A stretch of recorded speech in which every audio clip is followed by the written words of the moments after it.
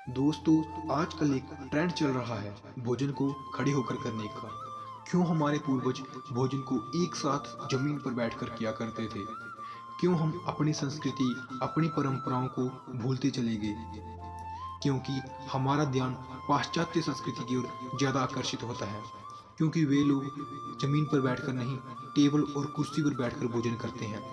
परंतु हम ये नहीं जानते कि वे लोग टेबल और कुर्सी पर बैठकर ही भोजन क्यों करते हैं। इसके पीछे एक सामान्य सा लॉजिक है, क्योंकि वहाँ उन देशों में अत्यधिक ठंड पड़ने के कारण उनके जॉइंट में इतना लचीलापन नहीं होता कि वे हमारी तरह बैठ सकें। परंतु भारत में ऐसा नहीं है। भारत में समय अनुसार गर्मी भी पड़ती है, जिससे भारत के लोगों में लचीलापन भी है। वह चाहे जिस प्रकार चाहे अपने शरीर को मोड़ सकते हैं। परंतु हम लोगों को लगता है जमीन पर भोजन करने से हम लोग अनएजुकेटेड या फिर असभ्य दिखेंगे। परंतु जमीन पर बैठकर भोजन करने के अनेक फायदे हैं। इसी को वैज्ञानिकों ने और हमारे मुनियों ने सर्वोत्तम माना है। इसकी अनेक महत्ता है। चलिए उनमें से कुछ बिंदुओं पर हम चर्चा करेंगे। जब हम भोजन करने बैठते हैं, तब एक प्रकार का आसन हो जाता है जिसका नाम सुखासन है।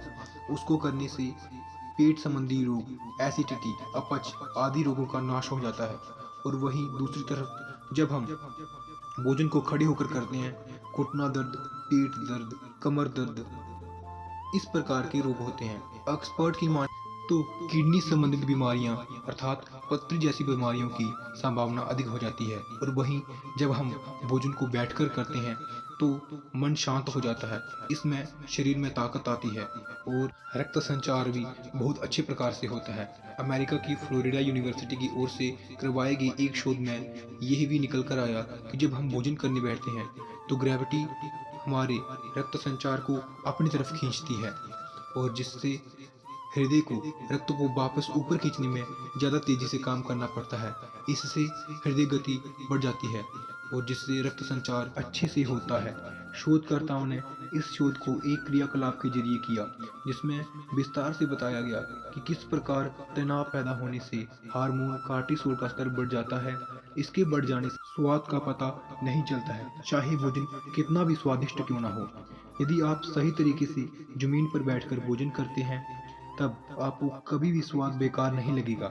इसी आप अनुभव से जान सकते हैं। इसी तथ्य को जानने के लिए वैज्ञानिकों ने एक रिसर्च की। रिसर्च ने 300 ऐसे लोगों को चुना जो खड़े होकर भोजन करते थे। शोध का हिस्सा बने सभी लोगों को एक ही तरह का खाना दिया गया। खाना देने के बाद उन्होंने खाना अपने अपने तरीके से खाया। उसमें से अधिकतर लोगों ने खाना खड़े होकर खाया और कुछ ने जमीन पर बैठकर खाया।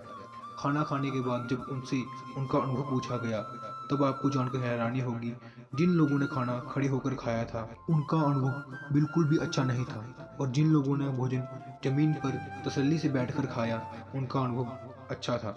और रिसर्च ने ये रिपोर्ट निकाली कि भोजन को बैठकर ही करना हमारे लिए अच्छा है। उसके बाद प्रश्न आता है कि और किन आसनों में बैठकर हम भोजन कर सकते हैं। यदि हम अत्यधिक मेहनत वाला कार्य करते हैं, जिस प्रकार किसान एवं मजदूर करता है, तब हम भोजन को जिस प्रकार गाय दूहने के समय हम बैठते हैं, उस प्रकार बैठकर हम खा सकते हैं। और आपने ऐसा देखा भी होगा कि मजदूर और किसान ऐसे ही बैठकर भोजन करते हैं।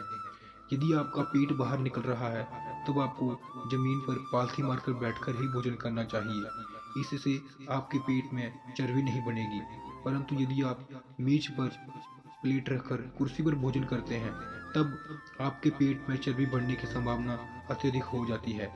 3 से 4 महीने यदि आप भोजन को जमीन पर बैठकर करते हैं, तो इसका असर आपको देखने को मिलेगा। कहा जाता है कि जब हम निवाला खाने के लिए आगे झुकते हैं तथा पीछे आते हैं, इससे पेट की समस्याएं खत्म हो जाती हैं। हमारे वैज्ञानिक जैसे मुनियों ने जो भी हमें कर्म बतलाए हैं, वे सब वैज्ञानिक तरीके से तथा आध्यात्म की दृष्टि से सब वैज्ञानिक हैं।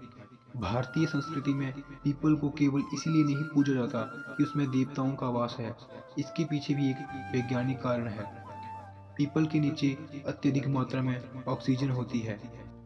ऐसे वृक्षों का हर जगह होना अति आवश्यक है।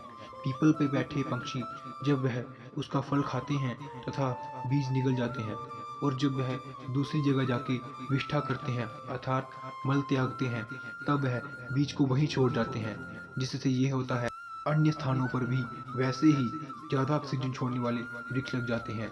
हमारे ऋषियों जैसे वैज्ञानिकों ने ऐसी परंपराओं को बनाया जो हमारे लिए कभी गलत हो ही नहीं सकती। इसलिए हमें अपनी परंपराओं पर कभी तर्क कुतर्क नहीं करना चाहिए। यदि आप ही अपनी परंपराओं पर शंका तथा अपमान करेंगे तथा दूसरे समुदाय के लोग आपकी परंपराओं का सम्मान कैसे करेंगे। आज के लिए बस इतना ही, मुझे दीजिए इजाज़त। और यदि आपको वीडियो अच्छा लगे, वीडियो को कमेंट लाइक शेयर करके जरूर बताएं, और उन लोगों को शेयर जरूर करें जो लोग अपनी परंपराओं को भूलकर पाश्चात्य संस्कृति को अपनाकर अपने आप को एजुकेटेड समझते हैं। यदि आप भी अपने आप को सनातनी समझते हैं तो वीडियो को शेयर करके हमारे प्रयास को सफल बनाएं। धन्यवाद।